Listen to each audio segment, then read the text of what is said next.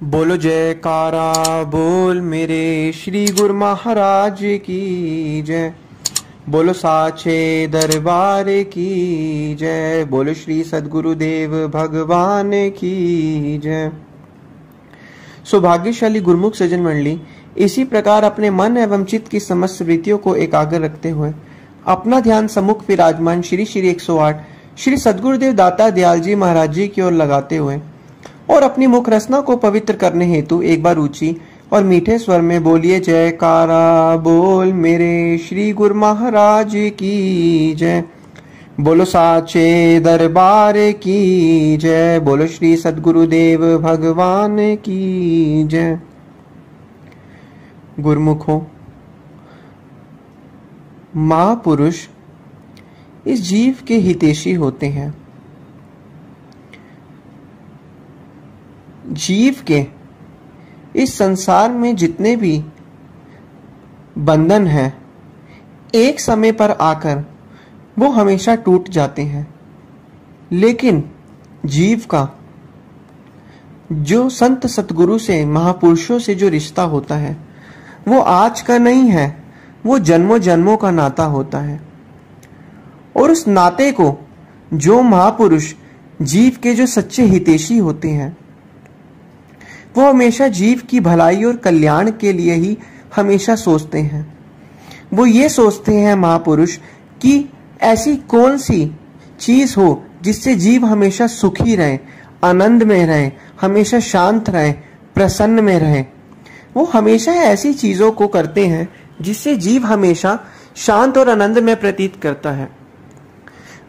वो जीव को दुखी नहीं देख सकते।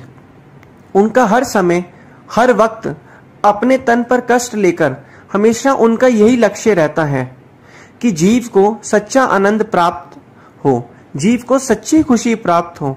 ये संसारी खुशी, संसारी चीजें, ये तो जीव को सिर्फ भरमाने के लिए है। महापुरुष फरमाते हैं सच्ची खुशी, सच्चा सुख तो सिर्फ भक्ति में है। तभी महापुरुष फरमाते हैं सुख नाही रे हरि भक्ति बिना सुख नाही।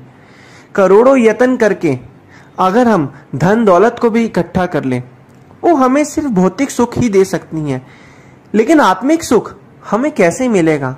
आत्मिक सुख हमें महापुरुषों की शरण में आकर भक्ति रूपी दौलत को प्राप्त कर कर ही मिलेगा। क्योंकि संसार में आप कोई भी जगह जा सकते हो, किसी भी सामान को खरीद सकते हो, लेकिन आप संसार में भक्ति नहीं प्राप्त कर सकते। भक्ति तो सिर्फ वक़्त के पूर्ण महापुरुष संत सतगुरु के चरणों में जाकर ही प्राप्त होगी। उनकी आज्ञा और मौज के अनुसार चलने पर ही प्राप्त होगी। जितना जितना हम महापुरुषों की आज्ञा और मौज में चलेंगे, उतना उतना हम भक्ति को प्राप्त करेंगे और अपने अंदर ही अनुभव करेंगे कि किस तरीके से हमें आत्मिक आनंद प्राप्त हो रहा है, हमें सच्ची खुशी और सच्चा आनंद प्राप्त हो रहा है। जिस आनंद को प्राप्त करने के लिए आम संसारी दुनिया अपने कामों में लग रही है, लगी भी हुई है, दिन रात पैसा, धन दौलत, ऐशो इशरत के काम में लगी हुई है, लेकिन उनसे पूछने पर, अगर उनसे अनुभव लेने पर अगर सुना जाए तो यही सुनने को मिलता है कि मन की शांति नहीं है। इतना मेहनत करने के बाद भी उन्हें जब मन की शांति नहीं मिलती, तो इसी प्रकार हम इस चीज को देख के एक सीख ले सकते हैं, एक सबक सीख सकते हैं कि सच्ची खुशी तो महापुरुषों के चरणों में ही है।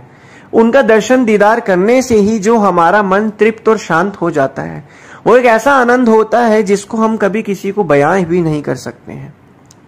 इसी प्रकार हमारे श्री सतगुरुदेव महाराज जी, श्री 108 श्री चतुर्थ पातशाही महाराज जी, जब अनंतसर का निर्माण हो रहा था, अनंतसर पर सेवा चल रही थी, तो श्री चतुर्थ पातशाही महाराज जी पूरे समय सेवा में तत्पर रहते थे। जब वहां पर सेवा में तत्पर रहते थे, रात का समय होने पर जब सभी भगत लोग अपने अपने कमरों में विश्राम के लिए चले जाते थे, तो श्री चतुर्थ पातशाही महाराज जी उसी टाइम अनंतसर के तट पर विश्राम करते थे और अपने सर के नीचे एक ईंट का बिस्तरा बना के सोते थे और फिर सुबह सेवा में मगन रहते थे। उन्होंने जो दरबार में जो सेवा करी और हमें अपने आशीर्वाद से हमें अपना आशीर्वाद दिया, हमेशा हमें फरमाते थे कि सेवा ही सब सुखों की खान है। सेवा करने से ही हमें मालिक प्राप्त होते हैं। सेवा करने से ही श्री गुरु महाराज जी की हमें प्रसन्नता प्राप्त होती है। तो उन्होंने हमें यही फरमाया। आज भी जब हम उन्हें देखते हैं, उनके चेहरे की तरफ देखते हैं, उनके मुखारविंद की तरफ देखते हैं, हमें वो भक्ति रूपी सेवा करने का प्रोत्साहन मिलता है।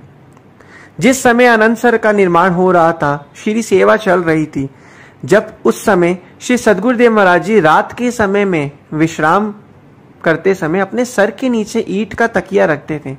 तो आज हम श्री चतुर्थ पातशाही महाराज जी की जब श्री मंदिर में जाते हैं, आज हम जब श्री सद्गुरुदेव महाराज जी की आंखों में आंखों की तरफ देखते हैं, तो हमें एक आनंद और एक सच्चा अनुभव महसूस होता है, एक सच्चाई हमें पता लगती है।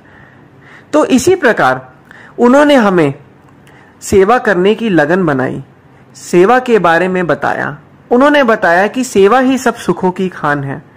और श्री सद्गुरुदेव महाराज जी ने सेवा के साथ साथ हमें भजन बंदगी पर भी जोर दिया। हमेशा भजन करने के लिए प्रोत्साहित करते थे, प्रोत्साहन देते थे और कहते थे कि कुदरत किसी की मां नहीं लगी है, हमें जो कर्म करना है हमें खुद ही करना है। हमें हमेशा भजन बंदगी खुद ही करनी है। जीव को खुद ही भजन बंदगी करनी पड़ेगी, तभी वो आत्म कल्याण को कर सकता है। इतने प्यारे मुखारविंद वचनों को सुनकर तो जीव का मन गदगद हो जाता था। तो अब हमें करना क्या है? हमने वचनों को श्रवण भी किया है। अब क्या उनके द्वारा बताए गए जो वचन है, क्या हम उन पर आज अमल कर रहे हैं? क्या हम उनके द्वारा बताए गए नियमों पर चल रहे हैं? क्या हम रोज अपने आप को जो आत्म कल्याण के लिए हमें इस मानुष जन्म जो मिला है, क्या हम भजन अभ्यास कर रहे हैं? क्या हम उनके द्वारा बताए गए नियमों की पालना कर रहे हैं? अगर हम कर रहे हैं तो बहुत अच्छी बात है, हमें उसमें और बढ़ोतरी करनी चाहिए। अगर हम नहीं कर रहे हैं तो हमें आज से ही एक प्रण लेना चाहिए कि हमें उनके द्वारा बताए गए आज्ञा और मौज और नियम अनुसार चलना चाहिए। क्योंकि महापुरुष तो जीव की प्रसन्नता चाहते हैं, हमेशा वो यही चाहते हैं कि सेवक का हित किसमें है, सेवक का कल्याण किसमें है। कुछ ऐसी रचना रच देते हैं जिससे सेवक की भलाई हो, सेवक का कल्याण हो।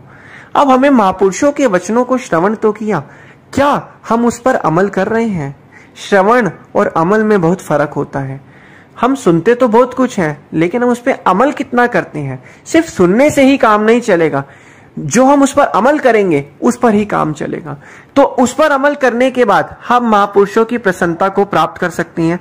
ये लोग भी हमारा सुखी होगा, परलोक भी हमारा सुहेला बनेगा। इसी प्रकार हमारे श्री सद्गुरुदेव महाराज जी, श्री 108 श्री चतुर्थ पातशाही महाराज जी हमेशा ही हमें अपने वचनों से कृतार्थ करते थे और भक्ति में हमें आगे बढ़ने के लिए हमेशा प्रोत्साहित करते थे। तो इसी प्रकार अब हमें उनके नियमों की, बताए गए नियमों की पालना करनी है। भजन अभ्यास और सेवा और भक्ति की तरफ ध्यान देना है। हमें अपने आप ही आनंद अनुभव महसूस होगा और हमें सच्ची प्रसन्नता और सच्ची खुशी प्राप्त होगी। बोलो जयकारा बोल मेरे श्री गुरु महाराज की जय। बोलो श्री सद्गुरुदेव